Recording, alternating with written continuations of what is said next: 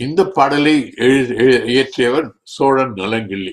சோழன் நலங்கிள்ளி என்பவன் கரிகால் சோழனுடைய பேரன். கரிகால் சோழனுக்கு 2 மகன்கள், மணக்கிள்ளி என்று ஒருவன், இன்னொருவன் வேற்பகரடக்கை பெருவிரர் கிள்ளி என்று ஒருவன். அந்த வேற்பகரடக்கை பெருவிரர் கிள்ளி என்பவனுக்கு 3 மகன்கள் இருந்தார்கள். அதில் ஒருவன் இந்த சோழன் நலங்கிள்ளி. இவன் ஒரு மன்னன், சோழ நாட்டை ஆண்டவன். அவன் அறிவுரை, அவன் என்ன எது ஒரு மன்னன் எப்படி இருக்க வேண்டும் என்று தன்னுடைய கருத்தை இங்கே பதிவு செய்கிறான். முத்தோர் மூத்தோர் கூற்றம் உய்த்தன. அது முதியவர்களெல்லாம், கூற்றம் என்றால் யமன், புதியவர்களெல்லாம் யமன் எங்கே அழைத்து செல்ல வேண்டுமோ அங்கே அழைத்து சென்று விட்டான். அதாவது ஆட்சியில் இருப்பவன் இறந்து போய்விட்டான். அதனால் பால் தர வந்த பழவிரல் தாயம். பால் என்றால் உரிமை, உரிமையினால வந்த பழைய வெற்றிகள் மிகுந்த தாயம். தாயம் என்றால் சொத்து, இங்கே நாடு. அது தந்தை ஒரு மன்னன், அவன் தந்தையாக இருந்தால் தந்தை இறந்த உடனே அவனுடைய வாரிசுகள், அவனுடைய மகன், நமக்கு நாடு கிடைத்து விட்டது என உரிமையாக, தந்தைக்கு பிறகு மகன் ஆட்சிக்கு வருகிறான், நமக்கு நாடு கிடைத்து விட்டது என்று அவன் நினைத்து எய்தினமாயின், ஆகா எனக்கு இந்த நாடு கிடைத்து விட்டது என்று எய்தினம் சிறப்பு, எனக்கு மிகப்பெரிய பெருமை சிறப்பு எல்லாம் வந்து விட்டது என்று அவன் எண்ணிக்கொண்டு குடிபுறவு இறக்கும் கூறில் ஆண்மை.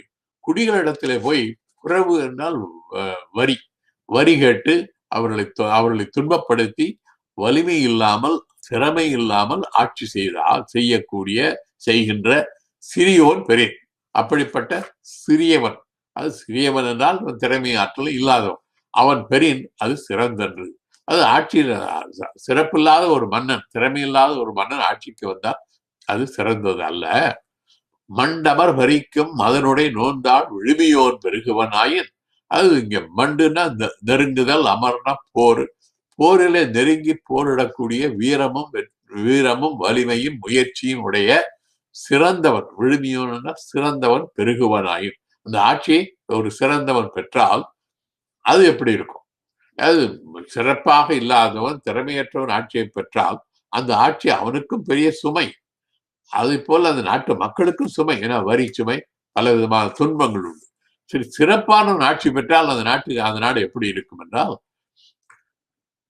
ஆழ்நீர் அருங்கய மருங்கின் சிறுகோல் வெண்கிடை என்றூள் வாடுவரல் போல.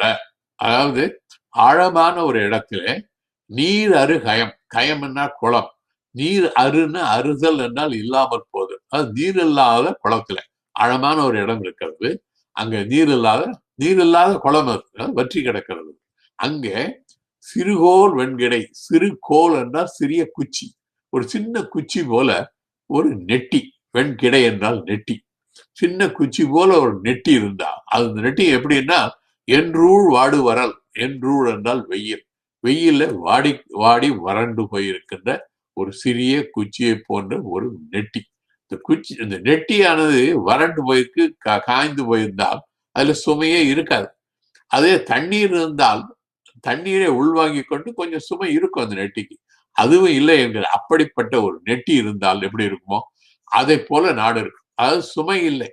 முறையற்றவன் திறமையற்றவன் ஆட்சி செய்தால் நாட்டுக்கும் அவனுக்கும் சுமை. அந்த ஆட்சி முறையானவன் ஆட்சி செய்தால் அந்த நாட்டினுடைய ஆட்சி அவனுக்கும் சுமை இல்லை, மக்களுக்கும் சுமை இல்லை. நன்றும் நொய்தால் நமதானே, நொய்தால்னு மென்மை, அது மென்மையானது, சுமை இல்லாதது, மையற்று விசும்புறவங்க. அதோட முக்கியமான கருத்து என்னவென்றால், தந்தைக்கு பிறகு மகன் ஆட்சிக்கு வந்தால் அவன் திறமை உள்ளவனாக இருக்க வேண்டும். திறமை இல்லாதவன் ஆட்சிக்கு வந்தால் அதனால் பயனில்லை. அதனால் அவனுக்கும் சுமை, மக்களுக்கும் சுமை. இது முடியாட்சி மட்டுமல்ல, குடியாட்சியிலும் நடைபெறுகிறது. ஒரு தேர்தல் நடைபெறுகிறது, தேர்தலில் முன்னிருந்த ஒரு கட்சிக்கு பிறகு இன்னொரு கட்சி வருகிறது, அது இயற்கைதான். யார் வந்தாலும் பரவாயில்லை. ஆனால் வந்தவர்கள் திறமை இல்லாதவர்களாக இருந்தால், ஆட்சி ஆளத் தெரியாதவர்களாகவோ அல்லது மக்களுக்கு பல விதமான துன்பங்களையும் தருபவர்களாகவோ அல்லது வேண்டாத கொள்கைகளை உடையவர்களாகவோ இருந்தால் அவர்களால் அந்த நாட்டுக்கு எந்த பயனும் இல்லை, நாட்டுக்கும் சுமை, அவர்களாலும் சரியாக ஆட்சி செய்ய முடியாது. இதற்கு பல நாடுகள் உதாரணமாக இருக்கிறது. நான் எந்த நாட்டையும் குறிப்பிட்டு சொல்ல விரும்பவில்லை, உங்களுக்கே தெரியும். அடுத்த பாடம்.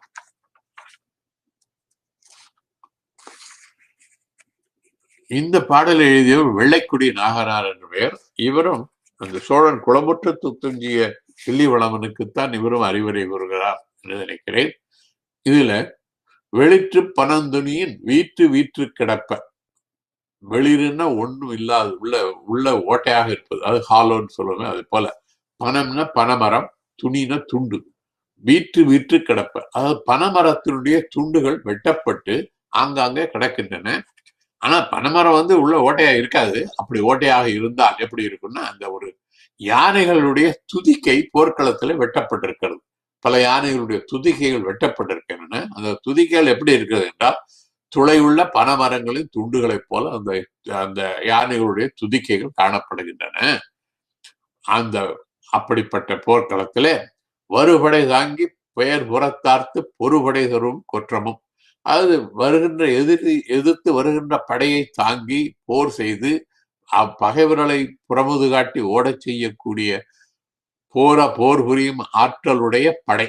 அது மிகச்சிறந்த படை இருந்தாலும், போர் வீரர்களும் படையும் இருந்தாலும் கூட உழுபடை ஊன்று சால் மருங்கின் ஈன்றதன் பயனை. இந்த படையெல்லாம் எதனால வெற்றி பெறுகிறது? அந்த வெற்றிக்கு காரணம் என்னவென்றால் உழவன் தான் காரணம். உழுபடை ஊன்று சால் மருங்கின், உழவன் உழுது உணவுப் பொருட்களை விளைவிப்பதனாலேதான் நாட்டிலே படை இருக்கலாம். படையா இருந்தாலும் படைக்கு உணவு வேண்டுமே. எல்லாவற்றுக்கும் அடிப்படையானது உணவு. அந்த உணவை எப்படி வருகிறது என்றால் உழவனுடைய உழவு தொழிலாளர் வருகிறது. மாறி பொய்ப்பினும் வாரி குண்டினும், மழை பெய்யாவிட்டாலும் கூட வாரி குண்டினும், வளம் நாட்டில வளம் குன்றினாலும் இயற்கை அல்லன செயற்கையில் தோன்றினும், இயற்கை அல்லாமல செயற்கையினாலே சில நாட்டில் தீயவைகள் நடைபெற்றாலும், எது நடந்தாலும் காவலர் பழிக்கும் கண்ணகன் ஞாலம். காவலர், அதாவது அரசனைத்தான் நாடு பழிக்கும். அது நன்கு அறிந்தனை ஆயின், இதை நீ நல்லா தெரிந்து கொண்டால் நீயும் பொதுமலாளர் பொதுமொழி கொள்ளாது, அதாவது தொடர்பில்லாதவருடைய பொதுவான பேச்சுக்களை, அதாவது வேண்டாதவருடைய பேச்சுக்களை கேட்காமல் பகடு புறந்தருணர் பாரம் ஓம்பி, பகடு என்றால் காளை மாடு, காளை மாடுகளை காப்பாற்றுகின்ற மிகுந்த பெரிய குடும்பங்களை உடையவர்கள் யார்? உழவர்கள். உழவர்களை பாதுகாத்து அவர்களுக்கு ஆதரவாக இரு. அப்படி இருந்தால் அடிபுறம் தருகுவர் அடங்காதவரே, உனக்கு அடங்காத பகைவர்களெல்லாம் உன்னை போற்றுவார்கள்.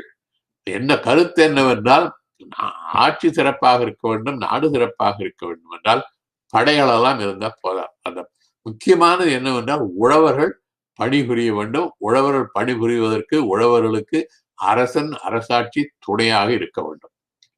அதுதான் வள்ளுவரும் பல்குடை நிழலும் தம் குடை கீழ் காண்பர் அலகுடை நிழலவர் என்பார்.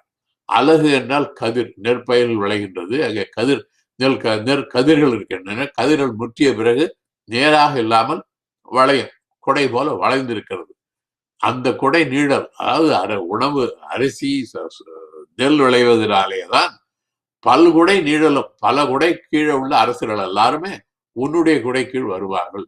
அது இந்த ஒரு நாட்டிலே உணவுப் பொருட்கள் நன்றாக விளைந்தால், வளமாக இருந்தால், உழவர்கள் சிறப்பாக பணிபுரிந்தால், அதனால் வருகின்ற உணவுப் பொருட்களுடைய சிறப்பினாலே நாடு சிறக்கும் என்கிறார்.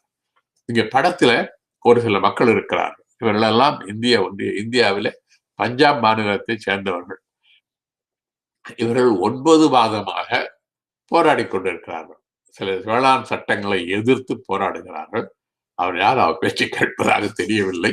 அது மட்டுமல்ல, பொதுவாகவே இந்தியாவிலே இன்றைய சூழ்நிலையிலே உழவர்களுக்கு, விவசாயம் செய்பவர்களுக்கு கடன் சுமை, வரி சுமை, மற்றும் அது மட்டுமல்லாமல் மழை பெய்யாமல் சில சமயங்களில் மழை பெய்யாமல் இருக்கிறது, சில சமயங்களில் மழை அதிகமாக பெய்கிறது.